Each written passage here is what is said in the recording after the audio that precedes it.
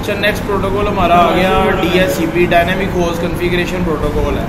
अच्छा student, next हमारा protocol है dynamic host configuration protocol. Is a network protocol that automates the assignment of IP addresses and other network configuration parameter to device on a network। अच्छा student, simple है, जब हमने internet use करना होता है ना सिस्टम में, तो ये प्रोटोकॉल तो मस्ट लगता है।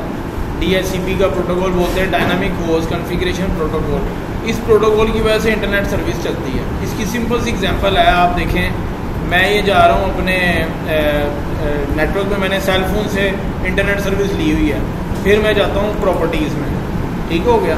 अब ये मैं DHCP सर्वर का प्रोटोकॉल आपको एक्सप्लेन कर रहा हूँ। तो फिर उसके बाद आप यहाँ देखें, ये ऑटोमेटिक DHCP लिखा हुआ है। ये इसका मतलब ये हुआ कि ये प्रोटोकॉल इंटरनेट सर्विस चलाता है। सिर्फ आपको एक बार यूज़र नेम और पासवर्ड देना पड़ता है, उसके बाद ये प्रोटोकॉल जो है ना वो आपका एक्सेस हो जाता है। ठीक हो गया स्टूडेंट्स। तो ये प्रोटोकॉल जो है वो हमारा DHCP प्रोटोकॉल कहलाता है।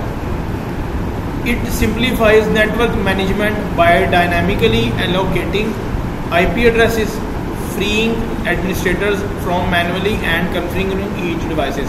एक होता है स्टैटिक IP और एक होता है DHCP। DHCP में क्या होता है, IP ऑटो जनरेट होता है, आपने किया भी हुआ है।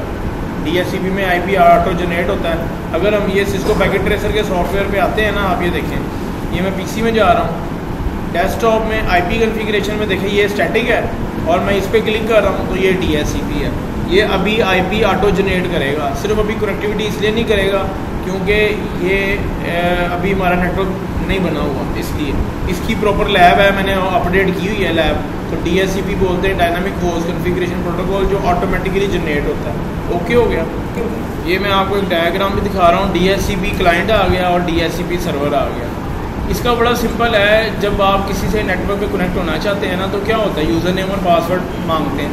वो यूज़र नेम और पासवर्ड जो होता है ना वो देते हैं, फिर आपका इंटरनेट कनेक्ट हो जाता है। फिर उसके बाद क्या होगा, आपको जस्ट वाईफाई ऑन करना पड़ेगा और ऑटोमेटिकली आपकी इंटरनेट सर्विस कनेक्ट हो जाएगी। जी, बाद में ऑटोमेटिकली होता है। इसको बोलते हैं DHCP।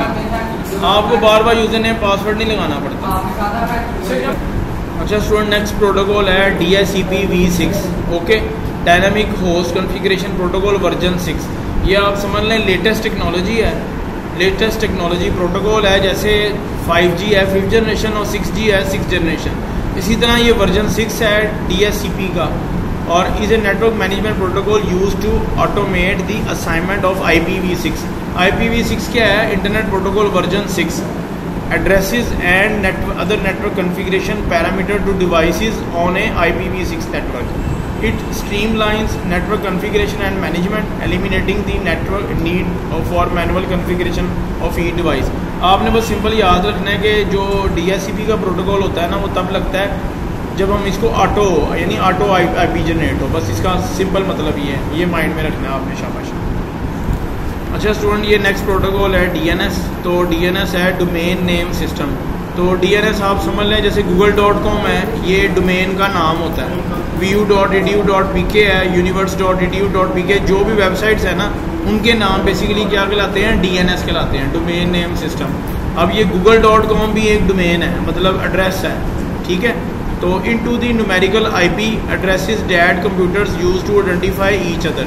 अच्छा, वो न्यूमेरिकल की बात कर रहा है। बेसिकली ना बैक एंड पे IP होता है, फ्रंट एंड पे क्या है, वो वेबसाइट का एड्रेस होता है, ठीक है। अभी मैं आपको करके भी दिखा देता हूँ।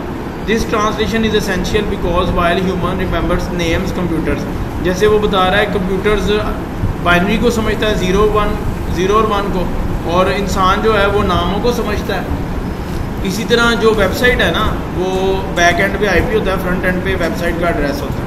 तो ये DNS कहलाता है, डोमेन नेम सिस्टम। मतलब जो वेबसाइट का एड्रेस है वो DNS कहलाता है, डोमेन नेम सिस्टम कहलाता है। अच्छा स्टूडेंट, ये देखें, हम ना CMD में जाते हैं, कमांड प्रॉम्प्ट में, और यहाँ पर करते हैं ping ptcl.com.pk।